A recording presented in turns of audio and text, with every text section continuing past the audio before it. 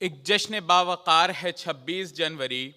ایک وجہ افتخار ہے 26 جنوری۔ آئین ہند کا تھا اسی دن ہوا نفاذ، اس دن کی یادگار ہے 26 جنوری۔ صدر اعلی وقار شیخ الجامع مسلم یونیورسٹی علی گڑھ جناب پروفیسر طارق منصور صاحب، رجسٹرار جناب عبدالحمید صاحب، قابل صد احترام اساتذہ اکرام، معزز سامعین، طلبہ اور طالبات، السلام علیکم۔ آج ہم سب یہاں اپنے عزیز ملک ہندوستان کے 73ویں یوم جمہوریہ کا جشن منانے کے لیے یکجا ہوئے ہیں۔ دنیا کے سب سے بڑے جمہوری نظام حکومت کا آج، ماضی کی تمام تر کوتاہیوں اور خامیوں کے باوجود، سنہری امیدوں اور روپہلے خوابوں سے سجا ایک ایسا دور شروع ہو رہا ہے جس کا خیال دلوں کو جوش سے بھر دیتا ہے۔ 1857 کی جنگ آزادی سے لے کر 1947 کی یوم آزادی تک اس ملک کو آزاد کرانے میں تمام مذاہب کے افراد نے مل جل کے حصہ لیا، اور انہی نفوس قدسیہ کی قربانیوں کے باعث ہندوستان غلامی کی زنجیروں کو توڑ کر آزاد تو ہو گیا تھا، لیکن یہ آزادی بنا آئین کے ایسی ہی تھی جیسے روح کے بنا جسم۔ لہٰذا ہندوستانی رہنماؤں نے اس مختلف مذاہب، زبانوں اور تہذیبوں والے ملک کے لیے آئین سازی کا مشکل کام شروع کیا، اور 2 سال 11 مہینے 18 دن تک مختلف ممالک کے آئین کا مطالعہ کرنے اور مسلسل ڈسکشنز، ڈیلیبریشنز، ڈرافٹنگ اور ڈیبیٹ کے بعد آئین ساز اسمبلی کی ڈرافٹنگ کمیٹی نے ڈاکٹر BR امبیڈکر کی قیادت میں اپنے کام کو مکمل کیا، جسے پارلیمنٹ نے پاس کیا، اور اسی کے ساتھ ایک ایسا آئین وجود میں آیا جو ہندوستان کے مقصد آزادی کی مکمل طور پر عکاسی کرتا ہے، جو اس کے شہریوں کے حقوق کا محافظ اور اس کی جمہوریت کے سر کا تاج ہے۔ حضرات، آج آزادی کے 75 سال بعد ہمارا ملک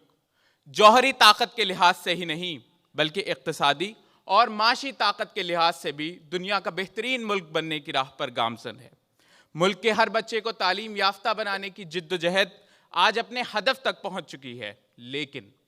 لاکھ کوششوں اور کاوشوں کے باوجود بھی انسانی مساوات کے علمبردار ملک میں برابری اور انصاف کا میزان ذات پات اور مذہبی اختلافات کے بوجھ تلے جھکتا چلا جا رہا ہے۔ ہر سال عالمی سطح پر مجالس کا انعقاد کرنے والے اور غریب ممالک کی امداد پر کروڑوں خرچ کرنے والے ملک میں کروڑوں افراد بھوک سے تڑپتے ہیں۔ یہی نہیں، خلا کو تسخیر کرنے والے ملک میں ہزاروں افراد اس سرد موسم میں بھی کھلے آسمان تلے سونے پر مجبور ہیں۔ ملک میں پھیلی ہوئی اس وبا کے باعث ہر طرف انتشار ہے، پریشانی ہے، خوف کا عالم ہے، ہر شے کو امن کی تلاش ہے۔ لہٰذا ایسے پرخوف و خطر عالم میں یہ ہم طلبہ کی ذمہ داری بنتی ہے کہ اس ملک کو نجات کا رستہ دکھائیں، اور یقین جانیں کہ نجات کا رستہ اسی ادارے کے بانی جناب سر سید احمد خان صاحب کی تعلیمات سے ہو کر گزرتا ہے، یعنی ہمیں تعلیم کے میدان میں آگے آنا ہوگا، ملک کے اعلیٰ امتحانات میں بڑھ چڑھ کر حصہ لینا ہوگا، سیاسی سمجھ، سیاسی شعور پیدا کرنا ہوگا، تبھی ہم ان پرآشوب حالات کا ڈٹ کر مقابلہ کر سکیں گے، کیونکہ تعلیم ہی وہ ہتھیار ہے جس کے ذریعے عالم انسانیت کے منظرنامے کو تبدیل کیا جا سکتا ہے۔ ساتھ ہی ساتھ ہم پر یہ ذمہ داری بھی عائد ہوتی ہے کہ اس خوشی والے دن کی اصلیت کو جانیں، دستور ہند کو جانیں، تاکہ اس کی روشنی میں اپنے حقوق کا بہتر طور پر مطالبہ کر سکیں، کمزوروں، ضرورت مندوں کو ان کا حق دلا سکیں، اپنی جان کے تحفظ اور ملک کے تحفظ کو یقینی بنا سکیں۔ یہ ساری چیزیں تعلیم کے بغیر نامکمل ہیں، لہٰذا ضروری ہے کہ اس ملک کو آزاد کرانے والی شخصیات کے بارے میں پڑھیں، ان کی حیات کی روشنی میں اپنے اندر ملک کی خدمت کا جذبہ پیدا کریں، جذبے کے ساتھ ساتھ ہر محاذ پر ملک و ملت کی خدمت کی اہلیت پیدا کریں، پھر عوام کی فلاح و بہبود کا کام کریں، عوام کے کمزوروں مفلسوں کا درد اپنے دل میں پیدا کریں، ان کے لیے کام کریں، مدد کریں، آگے بڑھیں۔ یہ ساری چیزیں آپ تبھی آسانی سے کر سکیں گے جب آپ کے پاس قوت ہوگی، طاقت ہوگی، اقتدار ہوگا۔ لہٰذا خود کو ملک کے بڑے عہدوں پر فائز کرنے کے لیے سخت محنت کریں، اس یقین کے ساتھ کہ جب آپ محنت کے ساتھ اس میدان میں قدم آگے بڑھائیں گے تو عالم انسانیت کا منظرنامہ تبدیل ہوتا نظر آئے گا۔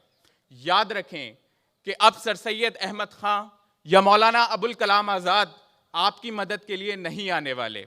اب ہم ہی میں سے ایسی شخصیات کا نکلنا ضروری ہے جو اس ملک کو استقامت کے ساتھ ترقی کی راہ پہ گامزن رکھیں گے، کیونکہ ہم طلبہ ہی آنے والے کل کے ہندوستان کا درخشاں سورج ہیں جو اپنی روشنی اس کے سنہرے افق پہ بکھیریں گے۔ میں ان مصروں کے ساتھ اپنی اس مختصر سی تقریر کا اختتام کرتا ہوں